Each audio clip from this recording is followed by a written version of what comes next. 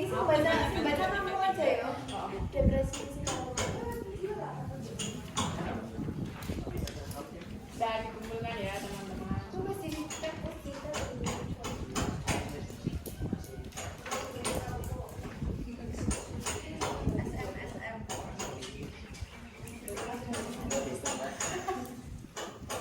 Aura di video Ras. Skornya gitu dulu ya. Kita lanjut ke materi pada hari ini yaitu waspada depresi. Untuk presentasi. Oh, terima kasih, Mbak. Oke, geser.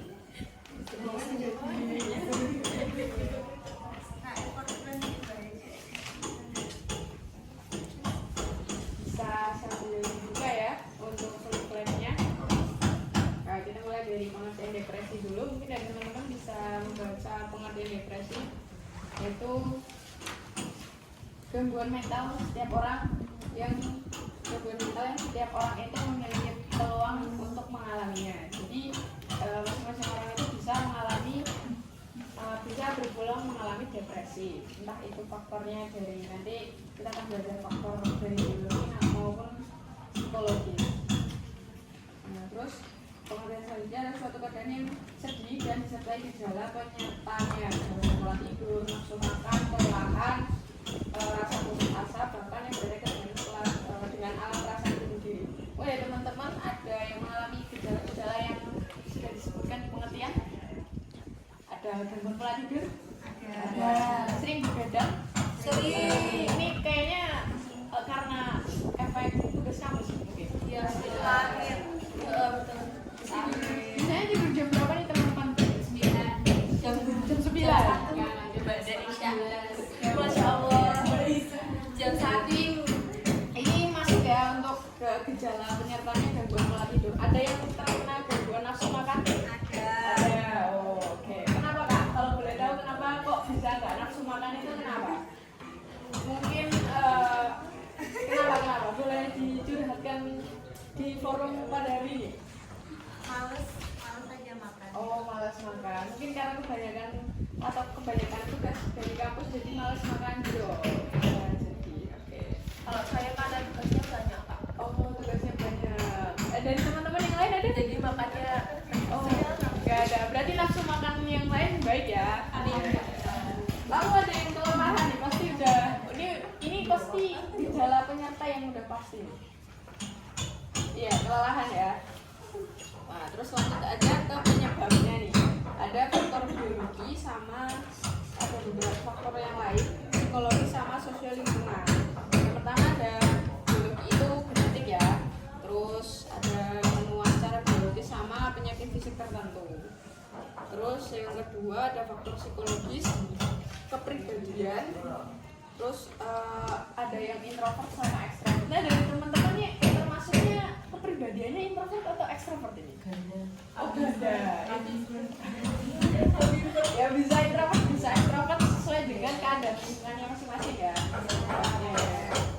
Lalu ada faktor sosial lingkungan. Ini misalnya kehilangan pasangan hidup. Aduh, ini kayaknya agak berat ya kalau ini sudah memasuki yang gejala-gejala yang berat ini. Kehilangan pekerjaan pasca bencana, dampak situasi kehidupan sehari-hari lainnya. Yang pertama ini jomblo semua atau ada yang punya pasangan? Oh, ini ada berapa ini? Ada beberapa yang sudah memiliki pasangan ya. Oke. Ada yang sudah bekerja. Oh ya ini mahasiswa semua ya. Mungkin ada yang part-time. Oh nggak ada. Berarti untuk kehilangan pekerjaan ini kemungkinannya 0 ya. Terus ada pasca bencana juga, misalkan ada satu daerah yang mengalami bencana, itu bisa juga menyebabkan timbulnya depresi kepada masyarakatnya, seperti itu. Kan banyak ya faktor-faktornya yang menyertai itu kehilangan harta bendanya juga. Terus ada dampak situasi kehidupan sehari-hari lainnya. Tuh, terus lanjut ya. Sampai sini ada yang ingin ditanyakan dulu? Belum ada, oke. Ada dan gejalanya nih. Gejala utamanya itu ada perasaan depresi, hilangnya minat dan semangat, mudah lelah dan tenaganya hilang.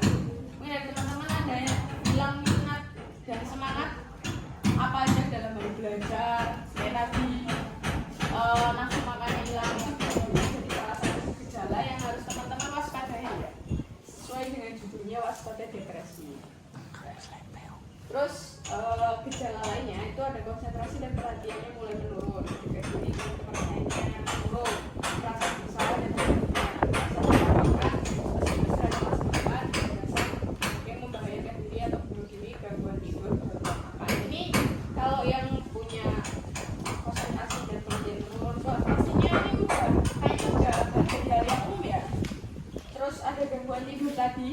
gangguan makan. Nah, terus perasaan bersalah dan tidak berguna. Ini teman-teman ada yang memiliki perasaan yang seperti ini? Mungkin jadi terus tidak jadi merasa bersalah. Ya, misalnya seperti itu. Jadi saya nggak jadi cowok kan sekarang teman-teman pasti tahu ya banyak orang yang kurang percaya diri dengan dirinya sendiri, misalkan karena penampilannya gitu kan. Itu juga bisa jadi tanda gejala dari depresi itu sendiri. Oke. Lanjut ya. Nah ini kita masuk ke pencegahan dari depresi itu sendiri, yaitu terbuka dan ceritakan masalah dengan orang yang percaya. Ini teman-teman tipe orang yang mudah bersalah atau terbuka dengan orang lain? Oh tergantung. Malah cocok ya terbuka. Oh, Kalau oke. nggak cocok ya Kalau sama saya sudah cocok belum? Maksudnya kan ini baru pertama ya. Oh, alhamdulillah. Biasanya kan ada orang yang tidak peduli siapa dia langsung cerita. Seperti itu ya. Ada orang yang dia tuh harus kenalan dulu lebih lama, dia harus tahu orangnya itu seperti apa, baru kita itu menceritakan masalah kita ke orang tersebut. Gitu ya. Ada yang tipe-tipe seperti itu. Nah, mungkin dari teman-teman di sini ada yang ya kalau misalkan nggak kenal ya ngapain saya cerita gitu kan. Nah ini bukan cuma sama teman aja, bisa sama orang tua, bisa sama saudara, seperti itu ya. Yang kedua itu curhat kalau masalah tidak bisa dipecahkan secara sendiri, lebih baik mengajak teman untuk sharing. Nah, ini kalau misalkan ada masalah mungkin di kuliah kah, atau di kuliah kan banyak tugas, biasanya ada tugas kelompok atau mungkin di organisasi juga bisa ada job desk atau tugas yang mungkin teman-teman tanggung dan tidak bisa diselesaikan secara sendiri, teman-teman bisa sharing ke yang lain, gitu ya. Kerjakan banyak hal saat waktu senggang. Ini kalau misalkan senggang ini dimanfaatkan dengan baik untuk mengerjakan sesuatu atau untuk rebahan ini? lebaran. Jadi rata-rata ini suka rebahan ya? Lebih enak rebahan daripada mengerjakan sesuatu yang bermanfaat. Betul. Betul. Atau malah menangis, mungkin waktu senggangnya malah dimanfaatkan untuk meluapkan emosinya. Drakoran. Oke, itu menjadi salah satu hal yang bisa dilakukan ketika teman-teman memiliki waktu senggang seperti itu.